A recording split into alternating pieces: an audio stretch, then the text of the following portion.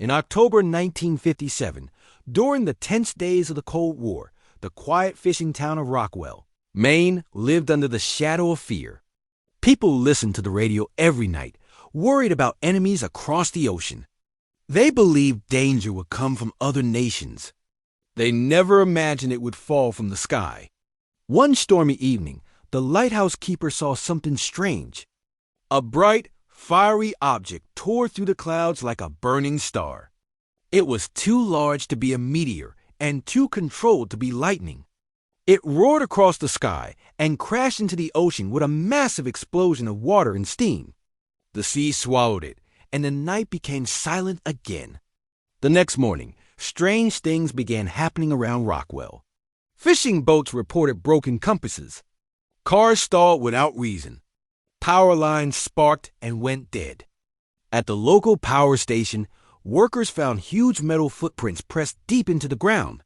Fear slowly spread through the town. 9-year-old Hogarth Hughes was more curious than afraid. Hogarth was small for his age, with messy brown hair and wide, imaginative eyes. He loved comic books and science fiction movies. His favorite hero was Superman, the alien who chose to protect Earth. Hogarth lived with his widowed mother, Annie, who worked long hours at the diner to support them. Though Annie was strict about bedtime, Hogarth often stayed awake reading his comics by flashlight. One night, when the power suddenly went out again, Hogarth heard a fisherman talking about a giant metal monster near the electrical substation. Instead of hiding under his blanket, Hogarth grabbed his flashlight and slipped out of the house. He rode his bicycle through the dark woods, his heart pounding with excitement. At the power station, Hogarth saw something unbelievable. A gigantic metal figure, nearly 50 feet tall, was pulling thick electrical cables from the towers and feeding on them like spaghetti. His body was made of shining silver metal plates, with glowing eyes that scanned the area like searchlights. When he grabbed a live wire, electricity surged through him. Sparks exploded around his body. The giant stiffened and froze, trapped by the current. Though terrified, Hogarth felt sorry for the enormous creature. It did not look evil. It looked confused and helpless. Climbing the tower, Hogarth switched off the main power. The electricity stopped, and the giant collapsed safely to the ground. After a few moments, the giant's eyes flickered back to life. He looked at Hogarth quietly, almost like a curious child seeing the world for the first time. Hogarth slowly approached and spoke gently. The giant did not understand words yet, but he seemed to understand kindness. From that moment, a friendship began. Hogarth decided to keep the giant secret. He showed him comic books and pointed at pictures, explaining heroes and villains in simple words. He told the giant that some beings use their power to hurt others, but heroes use their power to protect. When Hogarth pointed to Superman and said, "You can be like him," the giant touched his chest thoughtfully. The giant loved eating metal. Hogarth brought him scrap from junk piles and old farm equipment. But one afternoon, while exploring alone, the giant discovered railroad tracks and began pulling them up to eat. He did not notice the sound of an approaching train. The train slammed into him with a terrible crash.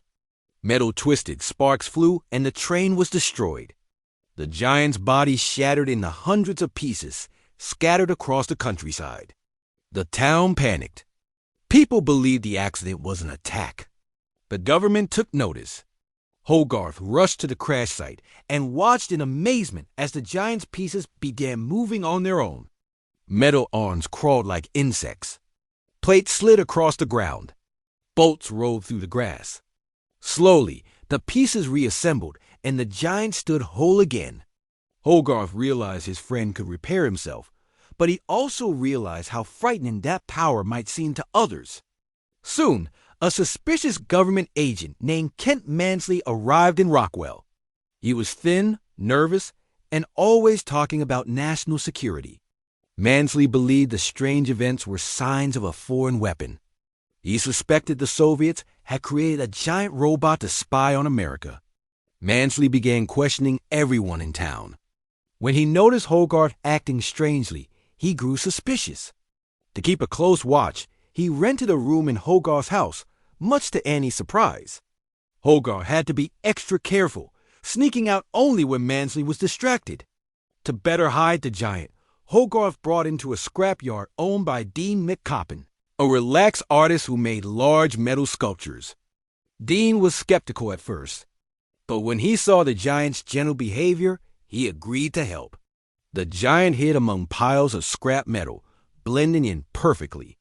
One day, while walking in the forest, Hogarth and the giant saw hunters shoot a deer. The animal fell and stopped moving. The giant approached it, confused. Hogarth explained softly that when living things die, they do not come back. The giant looked troubled. For the first time, he understood the idea of death and the fear of losing someone forever. Later, while playing, Hogarth jokingly pointed a toy gun at the giant. Instantly, the giant's eyes turned red. Hidden weapons unfolded from his arms and shoulders. A powerful laser shot out, narrowly missing Hogarth. The giant froze, horrified at what he had done.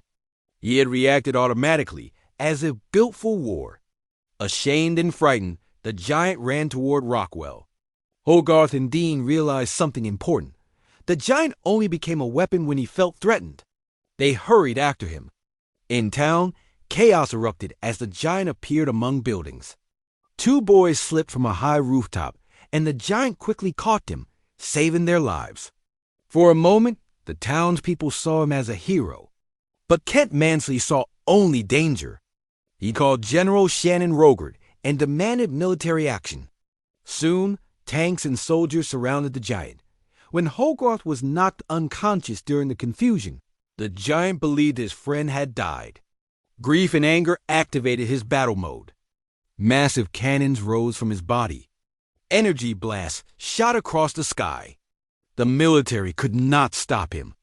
Desperate, Mansley convinced Rogert to launch a nuclear missile from the submarine USS Nautilus. Rogert hesitated, knowing the missile would destroy Rockwell along with the giant, but Mansley insisted it was necessary. Just before total destruction, Hogarth regained consciousness. He ran to the giant and shouted, "You are not a gun. You are who you choose to be."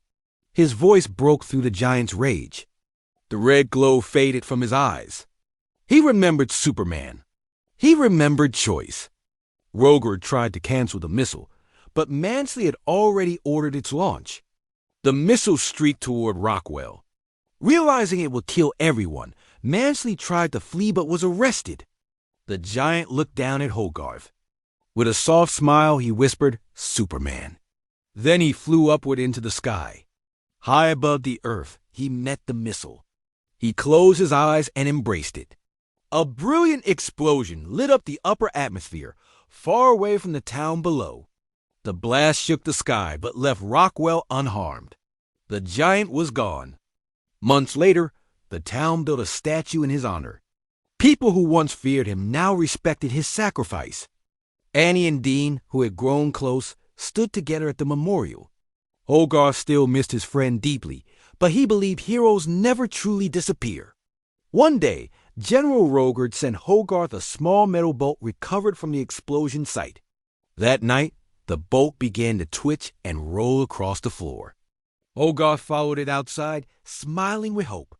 Far away on the snowy Langko Glacier in Iceland, scattered pieces of metal slowly moved across the ice. The giant's head opened its eyes and smiled. One by one, his parts began gathering together. The hero who chose not to be a weapon was rebuilding himself. And somewhere in his heart, Hogarth knew that his friend, the Iron Giant, would return again. If you like the story, please subscribe to my channel and press the bell icon to see more.